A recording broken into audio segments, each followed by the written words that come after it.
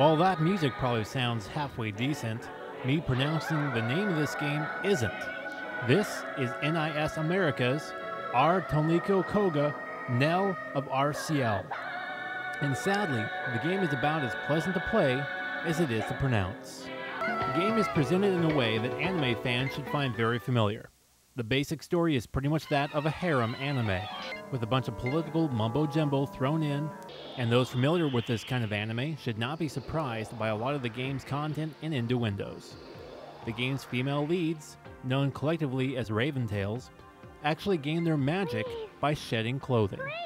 Teasing TNA aside, the actual progression of the storyline is just short of a mystery. There is simply so much going on that it's hard to keep track of it all. It doesn't help things any that it's not presented very well, coming in fragments at a time while intermixed with the personal dramas of each character. For what it's worth, the actual character interactions can be fairly pleasant, though some tend to be a little long-winded. Battles in our tonelico, with the exception of the storyline ones, are randomly encountered.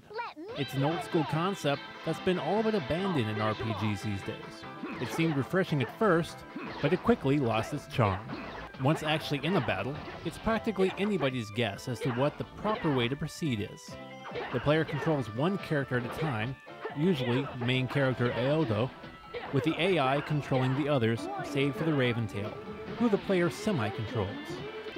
The Raventail sings during battle, and her beat can change depending on how in tune with the music the player's combat is. Do well enough and she can purge a layer of her clothing. She can also do rather powerful magical attacks.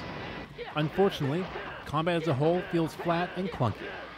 Furthermore, while the AI controls the two other characters in combat, it seems it doesn't know how to heal, and it's all too common that they allow themselves to die off in the middle of even the easiest battles.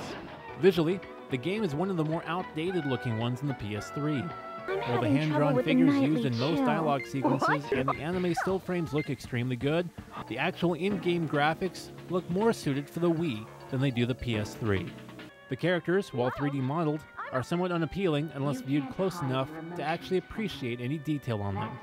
One interesting mechanic in the game that's worth mentioning is the ability to dive into Raventails. Diving basically allows for song magic to be leveled up, but it also provides for an interesting way to get to know the songstresses. Each Raventail's soul space is different, and players will experience some fairly interesting scenes. Diving truly is one of the few high points in this otherwise disappointing title. It's really hard to recommend this game as one worth picking up. Die-hard players of JRPGs should at least entertain the idea of grabbing it, because it might be right up the respective alleys. But even then, this game might hit a sour note or two. You're out of the question. My final Game Guy's grade, C-. This is Game Guy Barry White.